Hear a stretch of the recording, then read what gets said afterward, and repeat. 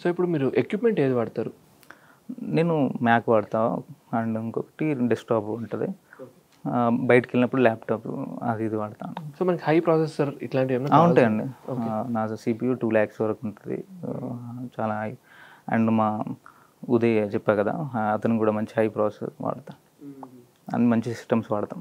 So ఒక కొత్తతను ఇండస్ట్రీకి రావాలనుకుంటున్నాడు graphic designer. అవునన్నా. సో ఎలా గైడ్ చేస్తారు? ఏం చేయాలి ఫస్ట్? ఇండస్ట్రీకి రావాలనుకున్నప్పుడు అంటే ఫస్ట్ కొన్ని పోస్టర్స్ సినిమాలవి గానీ ఇంకా చూస్తూ మనం దానిలో ట్రై చేయాలి. అలా చేయడానికి ట్రై చేసి అది అవుట్‌పుట్ వస్తే ఇంక మనం కొత్తగా ఆలోచించు తర్వాత.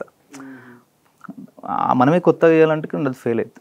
ఆల్రెడీ ఒక ఉన్న పోస్టర్‌ని తీసుకొని అలా చేయగలిగి ఆ ఫిల్టర్స్ ఇస్తే నెక్స్ట్ కొత్త ఐడియాస్ మనకు పుట్టుకొస్తే అవి ఈజీగా చేసుకోవచ్చు. సో రావాలి అనుకున్న వాళ్ళకి మాత్రం మంచి లైఫ్ అని నేను నమ్ముతా. ఓకే. 100%. ఆహా! ఐ థింక్ నా ఫ్రెండ్స్ అందరూ ఉన్నారు ఇప్పుడు. సాఫ్ట్‌వేర్స్ యూఎస్‌లో సెటిల్ అయిన వాళ్ళు ఉన్నారు. సో వాళ్ళకంటే ఎక్కువ డబ్బు సంపాదిస్తున్న ఒక సెల్ఫ్ సాటిస్ఫాక్షన్. నాట్ ఓన్లీ డబ్బు, సో పేరు కానీ ఇవన్నీ ఉంటాయి. వాళ్ళది వాళ్ళకే, మనది మనకు. బట్ కొత్తగా వచ్చే వాళ్ళకు ఒక ఇండివిజువాలిటీ అనేది ఉంటుంది. ఒక డిఫరెంట్ ఆలోచించిన వీడు అనేది ఉంటుంది. సో మార్కెట్ గ్యాప్ చాలా ఎక్కువ ఉందంటారు ఇప్పుడు ఇండస్ట్రీలో గ్రాఫిక్ 100%. చాలా మంది ఇంకా వర్క్ ఎక్కువ ఉంది, ఇక్కడ డిజైనర్ లేరు. ఓకే. ఉంది. మన దగ్గర నుండి కూడా చాలా వస్తున్నారు. సో వాళ్ళకి ఇండివిజువాలిటీ కూడా ఉంటుంది. నువ్వు నా దగ్గరనే చేయాలి అనేది పాయింట్ లేదు. తర్వాత మీకు ఓన్ ప్రాజెక్ట్ వస్తే చేసుకోవచ్చు. సో ఇప్పుడు మీరు ఏమైనా ట్రైన్ చేస్తున్నారా అలా?